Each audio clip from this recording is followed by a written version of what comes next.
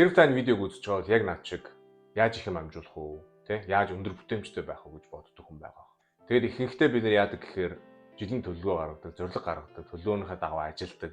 Эхэндээ бол жоохон ажиллаж байгаа 1-2 сарын дараа, 3 сарын дараа залах уурн янз бүрийн юм дундуур нь орж ирнэ, шантарна. Тэгээд жилийн төлөвлөгөө байхгүй болдог. Хэрэг та 12-7 хоногийн дотор 12 сараас илүү өндөр бүтээмжтэй, илүү их хэмиг амжуулна гэвэл та итгэх үү? Тэгвэл энэ удаагийн дугаараар та бүхэнтэйгээ би Brian Moran, Michael Lennington гэдэг хоёр хүний бичсэн 12-week year гэдэг номын тухай ярилцъя гэж бодлоо. Хай, хөрөнгө оруулагч Тэмүүлэн байна. Хэрвээ та subscribe дараагүй бол subscribe дараарай. Тэрний оронд та бүхэндээ би мөнгөний тухай, хувийн санхүү, хувийн хөгжлийн тухай хамгийн гол нь хүнд хэрэгтэй мэдээллийг хүргэх болно. Ингээд видеонд орцгоё. Let's talk about money. За, ерөнхий төрөнд номны тухай товч танилцуулъя. Энэ номд ерөөсөө 12-7 хоногийн дотор яаж ихийг бүтээх үү, яаж үр бүтээмжтэй байх үү, те 12 сараас илүү ихийг бүтээх үү, яаж зорилгодоо хүрэх үү. Тэгээд амьдралын ямар ч хэсэгт ямар ч үед хэрэгжүүлж болохоор тийм гарын авлага маягийн тийм ном болсон байлаа. Тэгээд энэ ном 2 хэсэгтэй, тэгээд 21 бүлэгтэй. Тэгээд энэ номноос дөрвөн ойлгосон зүйлийг та бүхэндээ хамт ярилцъя гэж бодлоо. За, энэ номноос авсан эхний take away нэгдүгürt нь 12-7 хоног. За, хүмүүс бид нар ихэнхдээ жилийн төлөвлөгөө гаргадаг, тэгээ жилийн зорилгоо бичдэг. Тэгээд түүнийхээ зорилгодоо хүрэхийн тулд те ингээд ажилтдаг эхний 1 сар, 2 сар гоё явж байгаа. Тэгээд ерөнхийдөө ингээд алга болчдөг. Тэгээд сантрал. За, энэ нь юутай холбоотой гэхээр зорилгоо тодорхойлох, те зорилгоо бичих, тэрэндээ план гаргаад төлөвлөгөөнийхөө дагуу ажиллах. Тэгээд бас 12 жилийн системтэй холбоотой байна. За, нөгөө талаас бас адилхан одоо аж ахуй нэгжүүд, компаниуд бас жилийн төлөвлөгөө гаргадаг. Одоо жилийн төлөвлөгөө 4 үйлрэлт ингээд хуваагаа тэгж ажилтдаг. Тэгээд хүмүүс ихэнхдээ яадаг гэхээр за яг хөө жилийн төлөвлөгөө гаргаад 12 сар болоогүй, тэгээ жил дуус хаа байсан болоогүй. Тэгээ нэгэн загт ямар нэг ижидтэй юм тохиолдно гэж хүлээж явж байгаад гівэнд 12 сар болонгууд төлөвлөгөө биелүүлэх хугацаанд тулцсан байдаг. Дедлайн ирсэн байдаг учраас маш их сандралд ордог гэсэн санааг бичсэн байдаг. Энэ ном бичснээр бол тэгээ хүмүүс бидний хувьд дедлайн гэдэг эффект те ер нь яг ингээд цаг хугацаа гэдэг тэгээ ямар нэгэн юм төлөвлөгөөнд цаг хугацаа дедлайн гэдэг эффект маш ич идтэй юм аа гэж бичсэн байдаг. За, тэр нь ямар учиртай юм гэхээр та нар өөрсдөө мэдж байгаа тийм хүн дедлайн тусаад ирэхээр тийм ер нь ингээд ямар нэг юм дуусах болоод цаг хугацаа ингээд тусаад ирэхээр хүмүүс айгүй их юм бүтээдэг, айгүй их юм хийдэг тийм гівгэнд хаанаас гарч ирсэн тэр мотивац, хаанаас гарч ирсэн тэр хүсэл зориг юм. Тэгээд гівгэнд дедлайн гингүүт цаг гэл айгүй их юм хийгээд дуусчихдаг. Тэгэд яг үн зориулж номын зохиолчд маань биднэрт 12 жилийн гэсэн системээ орхиод тэрийг 12-7 хоног болгоод одоо 12-7 хоног чинь 3 сар гэсэн үг шүү дээ ерөнхийдөө. Тэгээд 3 сараа жилээ 4 хуваангуудаа тийм системд ороо гэсэн санааг илэрхийлсэн байна. За, энэ номон дээр 12 сарын тэр системийг 12-7 хоногоор солио гэд яагаад 12-7 хоногийн тийм үе мөчлийн систем гаргаж ирсэн бэ гэхээр мэргэжлийн спортын ертөнцид одоо тийм мөчлөгийн үе мөчлөгийн тийм бэлтгэл гэж байдаг юм байна л да. Тэгэхээр тэр нь яад юм гэхээр мэргэжлийн спорт те мэргэжлийн тамирчин хүн одоо нэг скил чаддаг юм а 4-өөс 6-7 хоногийн хугацаанд тэр скилэл сайжруулна. За, тэгээд тэр 6-7 хоног дуусчихгоо дараагийн 4-6-7 хоног 20 дугаар скил ингэ те. Тэгэд ингээд мөчлөгөөр ингээд 4-7 хоногийн хугацаанд ингээд бэлтгэл хийнгүүт тамирчин хүний одоо скилүүд зүгээр ингээд бөөнөр нь ингэж одоо бэлтгэл хийснээс хамаагүй илүү өндөрт байдаг юм а гэсэн. Periodization гэдэг одоо тийм ийм бэлтгэлийн ийм аргыг 1970 онд анх Олимпиар зүүн Европ тухайн үеийн зөв толгойд улсын тамирчид маш амжилттай хэрэгжүүлсэн байдаг юм байлээ. Тэгээд яг үүнийг одоо энэ аргыг ингэж аваад зохиолчд маань 12-7 хоногийн мөчлийн тийм periodization гэдэг юм гаргаж ирсэн юм байлээ. Арга барил. За, тийм учраас энэ номны гол зорилго нь юу гэхээр зорилгодоо хүрээд те үр дүнд хүрээд төлөвлөгөөнийхөө дагуу ажиллаад ямар нэгэн бүтээхийн тулд хүнд 12 сар хэрэггүй. 12-7 хоног хангалттай. 12-7 хоног гэдэг энэ системийг хэрэгжүүлж чадах юм бол бид нэр жилд 4-12-7 хоног ингээ байдаг. Тэгээд 4 удаа шинэ жил болох нэ 4 удаа шинэ зорилго гаргаад зорилгодоо хүрээд ингээ одоо тийм төлөвлөгөөгөө давуулан биелүүлж болох нэ гэсэн санааг хүргэх явдал. Дэлхийн алдартай Америкийн тамирчин Kobe Bryant гэсэн агсчин хүн байдаг. Одоо л нас орсон. Тэгээд тэр хүн яадаг байсан гэх 8 цаг унталтыг 2 салгаад 4 цаг унтаад дундуур нь бос бэлтгэлээгээ дахиад 4 цаг унтаад дундуур нь бос бэлтгэлээгээ тэгээд энэ одоо техникийг biphasic sleeping schedule гэж нэрлэдэг юм байлээ. Тэгээд 4 цагаар ингээд унталтаа ингээд салгахаар тэр хүнд ямар ашигтай вэ гэхээр ерөөсөө илүү бэлтгэл хийнэ. Энэ номноос олж авсан 2 дахь take away сонирхол болон үүрэг хариуцлага, амлалт, interest versus commitment. За, энэ номд бичснээр бол Хүмүүс бид нар ямар нэг юм хийхдээ зүгээр нэг сонирхлын төвшөнд ингээд хандаад юм хийхээр тухайн одоо нөхцөл байдал, тухайн цаг биднэрт боломж олдвол тэр юмыг хийдэг. Боломж өгвөл те. За нөгөө талаас хэрв бид нэр үүрэг хариуцлагатай ямар нэгэн амлалт өгөөд юмыг хийхээр ямар нэгэн шалтгаан биднэрт нэг цаад болохгүй. Хамгийн гол нь үр дүн бид нар харж байгаа commitment. За тэгээ мэдээж бид нэр үүрэг хариуцлагатай ямар нэгэн амлалт өгөөд юм ингээд хийж явах мэдээж бүх юм гоё байхгүй. Заримдаа шандрах үе гарна, заримдаа хэцүү үе гарна. Тэгээд яг тийм хэцүү үед бидний тэр хэцүү үеийг даван туулахын тулд энэ номд 4 одоо тийм хүчин зүйлийн тухай бичсэн байдаг. За нэгдүгüүрт нь чин сэтгэлийн хүсэлтэй байх хэрэгтэй гинэ. Тэр нь яа гэм гэхээр хэрэг бид нар ямар нэг юм хийгээд зөвхөн сонирхлоор ингээд хийгээд явж ангууд ямар нэгэн шандрах үе гараа, хэцүү үе гарангууд тэр сонирхол гэдэг зүйл чинь таны тэр хэцүү юм шандрах үеэс одоо гаргаж авах тийм хүчтэй зэмсэг биш байх болно гэсэн санааг илэрхийлсэн байдаг. Тэгээд хэрэг чин сэтгэлээсээ юмыг хүсээд чин сэтгэлээсээ хийх юм бол ямар нэгэн үед хэцүү үед те таныг бог гэж гаргаж ирэх зэмсэг болж чадна. Чин сэтгэлийн хүсэл гэдэг бол те. Тэгээд за хоёрдугаар хүчин зүйл нь болохоор milestone, чухал үе шатыг тодорхойлох гэж би одоо орчуулад байгаа. Хэрэг бид нар ямар нэгэн зорилгодоо хүрэхин тулд аюул олон юм хийх шаардлагатай болдог те. Жижиг, шажиг, том, янз бүрийн алхам, янз бүрийн акшн, янз бүрийн юм хийх шаардлагатай болдог. Энэ номд бичснээр бол зорилгодоо хүрэхин тулд тэр бүх шатлал, тэр бүх акшн хэрэггүй. Ерөөсөө нэг юм хоёр юм том хийх юм чухал байдаг. Тэгээд тэр хоёр том хийх юм л биднийг зорилгод маань хүргэдэг гэсэн санааг илэрхийлсэн. За гурав дахь хүчин зүйл нь болохоор золиосоо тодорхойлох. За энэ маш чухал. Бид нар яа гэм гэхээр ихэнхдээ ямар нэгэн юм хүргээд үр дүнд хүрэхин тулд ямар нэгэн зорилгодоо хүрэхин тулд ерөөсөө золиосоо тодорхойлдог. Тийм учраас үр дүн гардгуу дундаас нь хайдаг тийм. Тэгээд ямар нэгэн тодорхой үр дүнд хүрэхин тулд юм хийхийн тулд амлалт өгөө те чин сэтгэлээсээ хандаад үүрэг хариуцлагатай ингээ хандах юм бол цаана ямар нэгэн золиос байдгаа тэрийг урьдчилан мэдчих хэрэгтэй. Тэгээд яг тэр золиос нь гарч ирэх үед бид нэр сэтгэл санааны бэлтгэлтэй хей ийм золиос гаргаж байгаа шүү. Тэргээ би мэдчихэе гэд. Тэгээд үр дүн эерэг гарах, үр дүндээ хүрэх магадлал нь өснө гэсэн санааг илэрхийлсэн. За дөрөв дэх хүчин зүйл нь юу юм гэхээр сэтгэл хөдлөл мэдрэмжээрээ бос үүрэг хариуцлагынхаа дагуу юмаа хий гэсэн санаа. За энэ нь юу гэсэн үг юм бэ гэхээр та бид нар бүгдээрээ мэдж байгаа. Ямар нэг юм хийгээл ингээл нэг үр дүнд хүрэх гээл ингээ явж исэн чинь жоох ингээл хэцүү болоод ирэнгүүт бид нар яадаг гэхээр тухайн нөхцөл байдал те тухайн өөрийнхөө сэтгэл хөдлөл мэдрэмжээрээ шийдвэр гаргадаг. Тэгээд тэр нь ихэнхдээ буруу шийдвэр байдаг. Тэгэд яг ийм үед те хэцүү үед сэтгэл санаа те сэтгэл хөдлөл мэдрэмжээрээ шийдвэр гаргах. Бус тухайн үүрэг хариуцлагынхаа дагуу юмаа хийгэрэй гэсэн санааг бид нар бичиж өгсөн байна.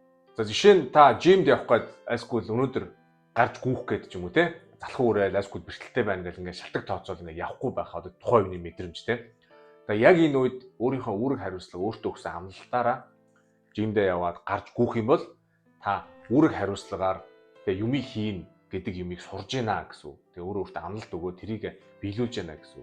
Хэрв та үүрэг хариуцлагынхаа дагуу өөрийнхөө амлалтынхаа дагуу юмыг хийх юм бол хизээ нэгэн цагт амжилт, хизээ нэгэн цагт эерэг үр дүн гарна гэж бичсэн байдаг. За тэгээ эцэст нь энэ номд биднийг хэрв та ямар нэгэн үр дүнд, ямар нэгэн эерэг үр дүнд хүрэх гэж бодож байвал үүрэг хариуцлага амлалтынхаа дагуу юмыг хийгээрэй. Commit нь болоорой. Тэгвэл хизээ нэгэн цагт амжилтанд хүрнэ гэсэн санаа. За гурав дахь take away юу гэхээр таны үр дүн зорилго чинь таныг догдлуулж байх хэрэгтэй. Сэтгэл санаа, сэтгэл зүрхий чинь гоё догдлуулж байх хэрэгтэй. Emotional connection to the outcome. Энэ юу гэсэн үг юм бэ гэхээр энэ хэсэгт одоо бидний зорилго алсын хараа ер нь үр дүн айгүй их ярилцдаг хэсэг байгаа. Тэгээд хүмүүс бид нар ихэнхдээ залхуу амтнд байглаасаа. Тэгээд ер нь бол биеийн амрыг хардаг, ер нь юмны амархныг айгүй эхэлж хийдэг. Ямар нэгэн хэцүү те даалгавар ч юм уу хэцүү юмыг бол аль болох хойшин тавиад ер нь бол баг хийдэггүй. За тэгээд энэ номд бичснээр бол тэр хийхгүй байгаа те хойшин тавиад ер нь хийхгүй байгаа тэр хэцүү юмнууд чинь хэцүү даалгаврууд чинь хамгийн том үр дүн, хамгийн их амжилтыг авчирдаг юм аюу хийдөө гэж бичсэн байдаг. Тэгээд хэрв та амжилтанд хүрэх ямар нэгэн үр дүнд хүрье гэж бодож байвал комфорт зоноос гараарай, залхуурлаа, ялан дийлээрэй гэсэн санааг бичсэн байдаг.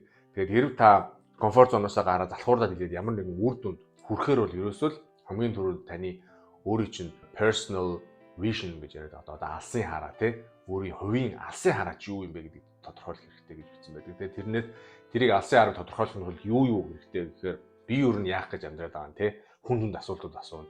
Ер нь амьдрал гэж юу юм? Би ер нь юуны тулд амьдраад байгаа юм? Одоо 10 жилийн дараа 20 жилийн дараа ер нь миний амьдрал ямар байх юм? Санхүүгийн хувьд ямар байх юм? Карьерийн хувьд ямар байх юм? Тэ? Харилцааны хувьд ямар байх юм? Гэр бүлийн харилцааны, найзуудын харилцааны тулд би ер нь ямар амьдралыг хүсэж байгаа юм гэдгийг өөрөөсөө асуух хэрэгтэй гинэ.